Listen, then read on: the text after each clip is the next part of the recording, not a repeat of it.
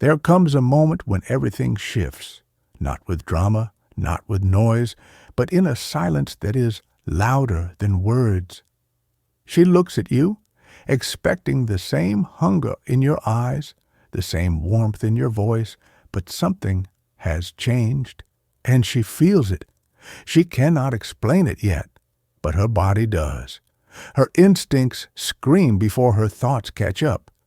You have lost interest, not out of bitterness, not as a tactic, but because something inside you grew still. And that stillness, that is the birthplace of your power. When a man no longer chases, when his sense of self no longer hangs by the thread of a woman's affection, he becomes something else entirely. A force, an enigma, a man governed by reason rather than emotion. She reacts not to your absence, but to your presence, a presence that is now untouched by her influence. She begins to shift. Her energy changes. Her eyes study you longer. Her voice softens or sharpens. But beneath it all, there is one truth. She feels the withdrawal of your desire like a cold wind. She is not sure why, but suddenly she is not the one in control. Marcus Aurelius once said, "You have power over your mind, not outside events." And in that moment, you have mastered what most men never do. You have ceased to be her mirror. You are no longer reflecting her beauty, her worth, her dominance. You are no longer orbiting her sun. You are your own center of gravity now. This is not detachment as revenge. It is detachment as clarity. The type of clarity that only comes from deep internal work, from sitting in solitude and letting go of illusions. She begins to wonder, begins to calculate. Was it something she did? Is there someone else? Her pride aches. But what really stings is that your world no longer orbits hers, and her body shows it before her words do. She leans in more than she used to. She seeks eye contact longer. She brings up old jokes, old moments, trying to pull you back to where you used to be. But that man, the man who needed her to feel alive, no longer exists. You are still here, but different, untouched, grounded. There is a reason Epictetus said, "If you want to improve, be content to be thought foolish and stupid." People will not understand your silence. They will mislabel it, call it cold, call it distant. But you know what it is? It is discipline. The discipline to not chase what does not serve your soul. The discipline to resist the dopamine hit of attention. You are not a slave to emotion anymore. You are not pulled by every tide. You walk the earth like a man who has already faced the worst within himself and survived. She will test this. It is not malicious. It is instinct. She will send signals. She will bait reactions. She might use jealousy. She might use silence. She wants to feel your emotions break the surface. She wants proof that you still care. But the Stoic does not react. He observes.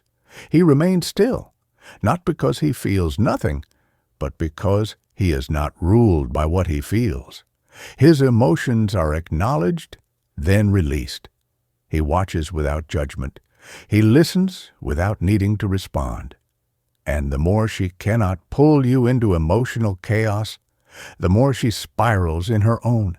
It is not punishment. It is reflection. She is seeing her own reflection now, where your obsession used to be. Your body language speaks more than your words. Shoulders relaxed, eyes calm, breath steady. You do not chase. You do not retreat. You remain. This is the posture of power, not the loud, aggressive power of insecurity, but the quiet, internal power of a man who has met himself in silence and come out whole. A man who has detached not because he does not feel, but because he refuses to be owned by what he feels.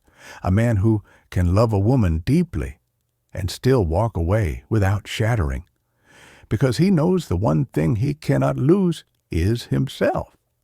She might accuse you of being cold, but what she really means is, I do not understand why I no longer control your emotional weather.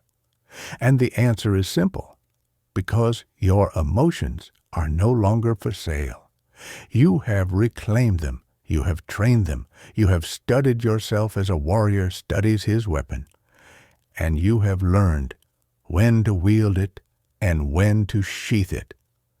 This is the rarest kind of man, the man who does not need to explain his worth, who does not panic in silence, who does not chase breadcrumbs. He is whole, he is present, and he is free. She may leave, she may stay. But either way, he does not bend, because his peace is not dependent on her presence. And she knows, deep down, she knows, she will never meet many men like this. Men who can make her feel everything without trying to make her feel anything. Men who are deeply alive and deeply unattached. Men who walk away not in anger, but in acceptance. She may never say it, but she will remember it. She will remember you, and in your stillness, in your refusal to play the game, you have already won. You do not need her reaction to validate your growth. You do not need her confusion to feel superior. You simply need to remain grounded for yourself, for your path, for the man you are becoming.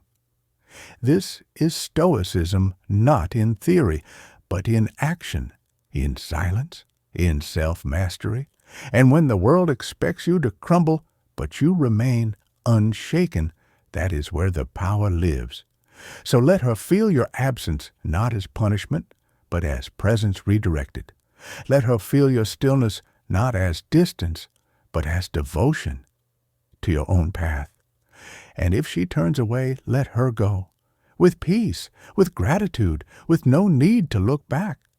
Because the man who is not shaken by loss is the man who is destined for something greater, something deeper, something eternal. And that is the man we must become.